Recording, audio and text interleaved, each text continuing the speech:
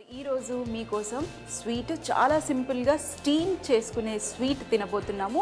అది కూడా మోదక్లు మనము బియ్య పిండితోని వినాయక చవితికే ఎక్కువగా మనం చేస్తూ ఉంటాము.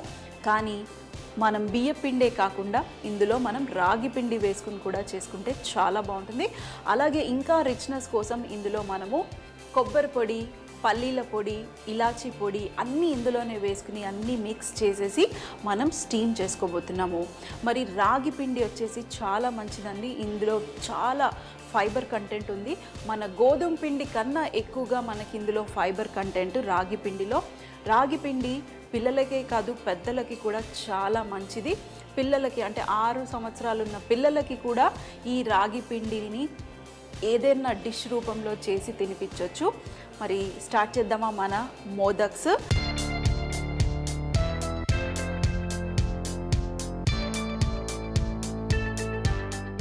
ఇక్కడ స్టీమర్ రెడీగా ఉంది. అలాగే ఇక్కడ మన బౌల్ రెడీగా ఉంది. ఈ బౌల్లో ఫస్ట్గా మనము రాగి పిండి ఈక్వల్ క్వాంటిటీస్ తీసుకోండి. రాగి పిండి అలాగే బియ్య పిండి. నేను రాగి పిండి బియ్య పిండితో చాలా రకరకాలైన డిషెస్ చూపించాను. ఉప్మా చేయొచ్చు, అలాగే స్వీట్ చేయొచ్చు, రకరకాలైన ఇడియాపంలు చేసుకోవచ్చు. సో మరి ట్రై చేయండి అవి కూడా. ఇందులో ఇప్పుడు మనం కాస్త ఇలాచీ పొడి, చిటికెడు సాల్ట్, అలాగే కొంచెం కొబ్బరి పొడి, పచ్చి కొబ్బరి అయినా వేసుకోండి, లేదంటే కొంచెం ఎండు కొబ్బరి అయినా కూడా వేసుకున్నా బాగుంటుంది, కానీ ఫ్రెష్ ఎండు కొబ్బరి వేసుకోండి. అలాగే ఇందులో పల్లీల పొడి, ఈ పల్లీల పొడి మరియు కొబ్బరి పొడి అన్నీ వేసి బాగా మిక్స్ చేసుకోండి. అలాగే ఇందులో మనం బెల్లం, ఈ బెల్లం కూడా మనము స్వీట్కి తగ్గట్టు, అంటే మీకు ఎంత స్వీట్ కావాలో దానికి తగ్గట్టుగా మీరు బెల్లాన్ని తురిమేసి వేసేసుకోండి. ఇప్పుడు మనం ఈ బెల్లం మొత్తం చక్కగా పిండికి పట్టించేద్దాం. ఈ మోదక్ పిండిని మిక్స్ చేస్తూ ఉంటే మనం ఇందులో పల్లీల పొడి వేసుకున్నాము, అలాగే కొబ్బరి పొడి వేసుకున్నాం కదా, చక్కటి వాసన వచ్చేస్తుంది. ఇదే పూర్ణంలాగా పెట్టుకుని పరాటాలు కూడా చేసుకున్నా చాలా టేస్టీగా ఉంటుంది. మనం ఒక్కసారి టేస్ట్ చెక్ చేసుకుందాం. స్వీట్గా ఉందా లేదా అనేది కాస్త చెక్ చేసుకోండి. పర్ఫెక్ట్గా ఉంది స్వీట్. కావాలంటే కొంచెం షుగర్ కూడా వేసుకోవచ్చు, పౌడర్ షుగర్ కూడా.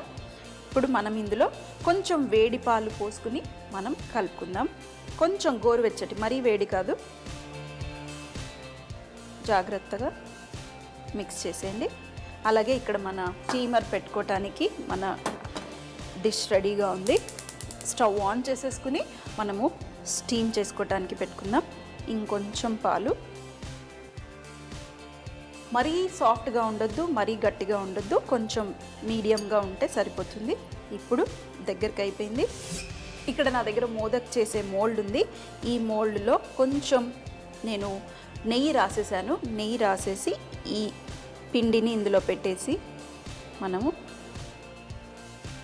సీల్ చేసి మరి చక్కటి మోదక్ షేప్ వచ్చేస్తుంది. మీ ముందుకు వచ్చేసాను మరొక డిష్తో ఈరోజు. మరి ఈ డిష్ వచ్చేసి చిత్రాన్నం. చిత్రాన్నాలు చాలా రకరకాలుగా చేసుకోవచ్చు, కానీ మనం చేసే చిత్రాన్నం మాత్రాన టైగర్ రైస్ అంటాము, లేదంటే నిమ్మకాయ వేసేసి నిమ్మకాయ రైస్ అంటాము. అలా ఆ రెండే కాకుండా మీరు చింత చిగురు రైస్ చేసుకోవచ్చు, అలాగే మన కొక్కంతో పులిహార చేసుకోవచ్చు. అలా చాలా రకాలుగా మనము మన వారేవా షోలో మీకు చూపించాము. అవి కూడా ట్రై చేయండి.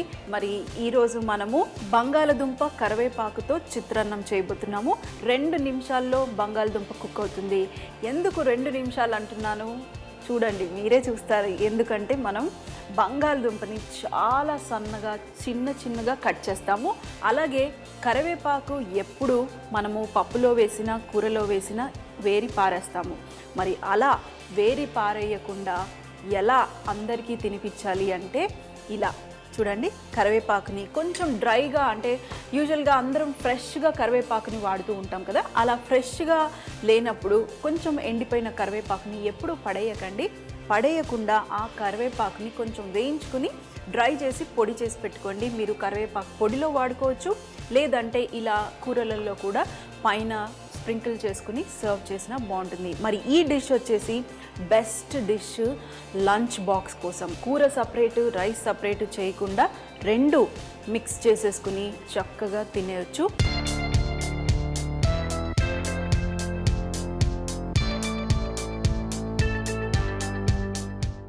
కారం నేను వేయట్లేదు, ఇందులో ఎండుమిరపకాయలు వేస్తున్నాను. సో ఇక్కడ ఎండుమిరపకాయలు మీకు ఎంత రైస్ వేస్తున్నారు, ఎన్ని బంగాళదుంప వేస్తున్నారో దానికి తగ్గట్టుగా మీరు ఎండుమిరపకాయలు తీసుకోండి. లేదంటే మీరు ఎండు కారం కూడా తీసుకోవచ్చు, మన పొడి కారం కూడా తీసుకోవచ్చు. ఫస్ట్గా ఈ ఎండుమిరపకాయల్ని వేగుతుంటే ఘాటుగా వాసన వచ్చేస్తుంది. మరి బంగాళదుంప యూజువల్గా నేనైతే ఎప్పుడు స్టవ్ ఆన్ పెట్టేసుకుని ఫాస్ట్గా కట్ చేసేసుకుంటాను. ఏవైనా అంతే, స్టవ్ ఆన్ ఉంటుంది, మిగతావన్నీ రెడీ అవుతూ ఉంటాయి, కూరగాయలు అప్పుడు కట్ చేస్తూ ఉంటాను. ఒట్టి బెండకాయ, దొండకాయ ఇలాంటివి అయితే కొంచెం టైం పడుతుంది, మిగతావైతే ఫాస్ట్గా చాప్ చేసేసుకోవచ్చు. సో నేను కొంచెం అలా చేస్తూ ఉంటాను. మరి ఈ ఎండుమిరపకాయలు వేగిపోయాయి, ఇవి తీసేసి మనం ఒక పక్కన పెట్టేసుకుందాం. కాస్త చల్లారిన తర్వాత ఇది మనం మిక్సీ జార్లో వేసుకుందాం. అలాగే ఇందులో పల్లీలు, 1 టేబుల్ స్పూన్ పల్లీలు సరిపోతాయి. ఇవి కూడా కొంచెం వేగనిద్దాం. యూజువల్గా నేను పల్లీలు ఎప్పుడు వేయించి రెడీ పెట్టేసుకుంటాను ఇంట్లో. ఫైన్ పౌడర్ వచ్చేసి దేనికి వాడతాము, మనము మసాలా కూరలు చేయడానికి వాడతాము. అలాగే ఇలా బరుకుగా చేసుకున్న పొడిని కూర అయిన తర్వాత దాని మీద వేసేసుకుని కొంచెం ఆ క్రంచీ టెక్స్చర్ కోసము లాస్ట్లో వేస్తూ ఉంటాను. మరి మన పల్లీలు కూడా వేగిపోయాయి. ఇప్పుడు స్టవ్ చిన్నగా చేసేసుకుని ఈ పల్లీలని ఇక్కడ నా దగ్గర మిక్సీ జార్ రెడీగా ఉంది, ఈ మిక్సీ జార్లో వేసుకుని చల్లారిన తర్వాత పొడి చేసుకుంటాను.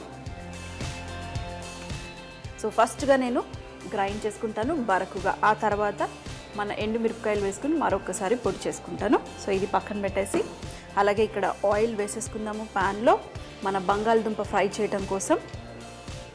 ఫ్రై అంటే నేనేం డీప్ ఫ్రై చేయట్లేదండి, కొంచెం ఆయిల్లోనే మనం ఈ బంగాళదుంపని ఫ్రై చేయబోతున్నాము.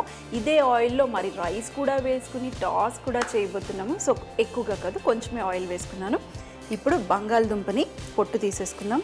అది వేడయ్యే లోపల పొట్టు తీసేసి చాప్ కూడా చేసేసుకోవచ్చు. కొంచెమే రైస్ అయితే 1 తీసుకోండి, లేదు ఎక్కువగా రైస్ అంటే 2 బంగాళదుంపలు తీసుకోండి. మరి బంగాళదుంపని పొట్టు తీసేసాను. ఇప్పుడు మనము దీన్ని ఎలా కట్ చేసుకోవాలి అంటే కొంచెం ఇలా స్లైసెస్ చేసుకోండి. ఫస్ట్ చేసేసి ఆ తర్వాత ఎంత సన్నగా కట్ చేయగలిగితే అంత సన్నగా. ఫ్రెంచ్ ఫ్రైస్కి కొంచెం లావుగా చేసుకుంటాం, కానీ దీనికి సన్నగా.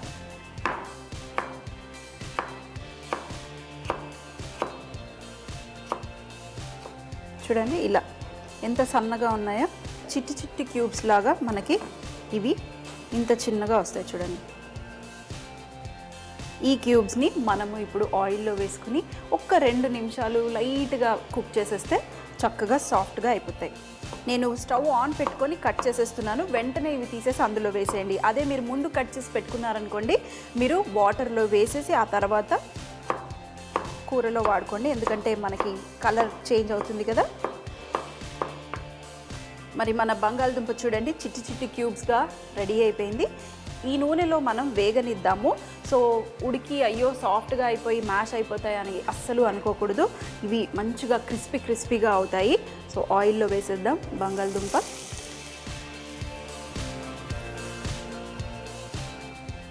వేసేసి కొంచెం ఫ్లేమ్ పెంచేద్దాం.